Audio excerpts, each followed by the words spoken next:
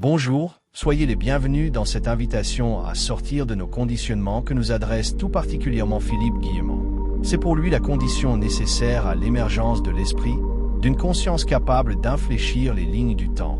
Voyons plus précisément de quoi il s'agit. Ou alors on a abouti à des choses incohérentes. Donc, on ne peut pas, c'est le mental même, notre cerveau nous oblige à faire une erreur fondamentale qui doit être acceptée quant à notre vision de la réalité. Parce qu'on est dans une prison, donc il vaut mieux essayer d'agrandir au plus les murs de notre prison, et pour bien agrandir les murs de notre prison, il faut considérer que c'est la conscience qui nous permet d'appréhender le réel. À partir de là, on peut travailler, parce que du coup, on part de la conscience. Donc on part. Alors qu'est-ce que c'est qui nous permet d'appréhender le réel? C'est l'information. Donc de suite, on tombe sur l'information. De quoi est faite cette information? Si on fouille, si on regarde en physique de quoi est faite l'information, on s'aperçoit qu'elle est faite de vibrations. Tout est vibration. Même l'espace, on arrive à le réduire à des vibrations. La matière, on la réduit à des vibrations. Et il y a une certaine logique. Et d'ailleurs, du coup, l'esprit est fait de vibrations. C'est ce qui est à la source de tout. Parce que en mathématiques, on peut transformer la vibration. Alors une vibration, on connaît la sinusoïde, mais une vibration en général, c'est plutôt un signal qui est assez compliqué, d'accord? Ouais. Et il est démontré mathématiquement que n'importe quel signal est la somme de vibrations élémentaires. D'accord. Et il est aussi démontré qu'on peut transformer n'importe quel signal en un espace multidimensionnel. D'accord? Donc finalement, de la vibration est issue l'information, parce que l'information elle est codée dans le signal, est également issue l'espace. C'est-à-dire que à partir de la vibration, on peut fabriquer l'information et l'espace, et l'information qu'il y a dans l'espace. Et finalement, on fabrique la matière. La matière a ceci de... Alors, je vais faire un grand écart parce que je ne peux pas tout expliquer. Pour moi, la matière, c'est une cristallisation de la conscience. Cristallisation, puisque la conscience, c'est de l'information. Cristallisation de cette information dans le temps. C'est-à-dire que pas de changement de ligne de temps. C'est-à-dire que ce que nous avons à vivre est déjà parfaitement défini, c'est-à-dire matérialisé. Voilà, il suffit juste de prendre la tête de lecture. Et ça, c'est matériel. Quand ce n'est pas parfaitement défini, là, il y a de la conscience dedans. C'est-à-dire que la conscience, c'est de la matière dégelée. Ou la matière est de la conscience gelée. C'est-à-dire que je ne fais pas tellement de différence, au fond, entre la conscience et la matière. La conscience, c'est ce qui permet à la ligne de temps définie par une matière d'évoluer hors du temps. Voilà, donc la conscience, elle est capable de travailler sur les lignes de temps.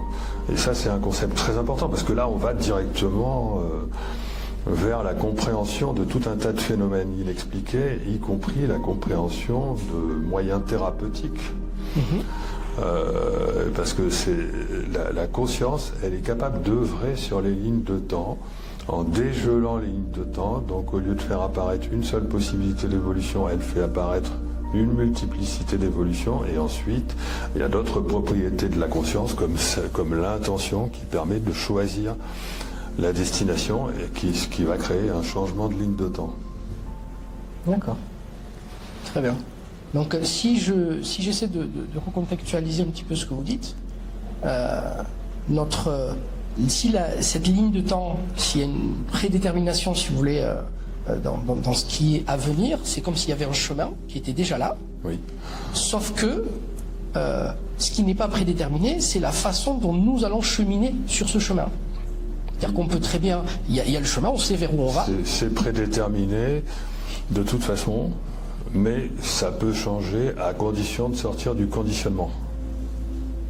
Donc, parce que la mécanique va permettre à certains moments des bifurcations, ouais. Mais si nous avons un conditionnement qui empêche notre conscience de détecter ces bifurcations, nous allons rester sur la même ligne de temps. D'accord. Donc cela, du coup, nécessite de la prise de conscience, c'est-à-dire se rendre compte qu'il existe ces conditionnements, qu'il existe ces prédispositions à aller tout droit, on va dire. Le conditionnement, on ne s'en rend pas compte. Il faut en sortir voilà. Via différents efforts, différentes techniques, ça peut aller de la randonnée à la méditation, en passant par tout un tas le Qigong, etc. Enfin, et donc tout cela permet d'ouvrir, peut-être de déclencher un éveil de la conscience, et de cet éveil de la conscience va surgir la possibilité de détecter les possibilités de changement ou bifurcation. Parce que les possibilités de changement ou bifurcation viennent du fait que l'état vibratoire de la conscience a changé. D'accord. C'est l'état vibratoire de la conscience qui définit la destination. D'accord ? Mais bon, si on est à un moment donné sur une ligne de temps qui est déjà parfaitement programmée et qu'on ne peut pas changer parce qu'on a des contraintes, on a tous une vie, on a des enfants, on a un boulot, on a des habitudes, et en plus on est dans ce conditionnement, même si on se déconditionne, on va avoir du mal à changer. On a toujours des contraintes de toute façon. Voilà. Et il faut vraiment se débarrasser des conditionnements et être prêt en plus à se détacher de ce qui nous maintient en prison, et aussi à lâcher prise. Le lâcher prise, c'est le détachement du mental et avoir confiance en soi. Donc là, il y a un détachement émotionnel. Donc voilà, sortir de la prison du mental, de l'ego, de l'émotionnel n'est pas quelque chose de facile, mais quand si on y arrive, si on arrive vraiment à se libérer, à ce moment-là, on devient le nouvel état vibratoire dans lequel on se trouve va nous permettre de vivre des synchronicités aux bifurcations. C'est-à-dire que nous allons recevoir une guidance. Cette guidance va venir du fait que la probabilité de changer de ligne de temps va augmenter, et ça va se traduire par des effets particuliers aux bifurcations, par des signes, par des synchronicités, par ce qu'on appelle le passage du kairos. D'accord. Mais du coup, par rapport à ces différentes lignes de temps dont vous parlez, est-ce que vous considérez qu'il existe, que la conscience est quelque chose d'individuel ou que c'est quelque chose de collectif ? C'est les deux, c'est-à-dire que nous sommes tous reliés, horizontalement, mais aussi verticalement. Pour Philippe Guillemont, c'est notre soi qui connaît les potentialités de notre futur. Il faut donc s'y connecter. Il faut passer par notre moi profond, notre véritable identité, par notre âme qui est reliée à l'expérience, au chemin, à la mémoire. L'esprit lui sera relié à l'intention, à la destination. La vérité est de l'ordre de l'expérience et du ressenti validé par la joie. Elle doit être belle et harmonieuse, permettre de faire quelque chose de profond.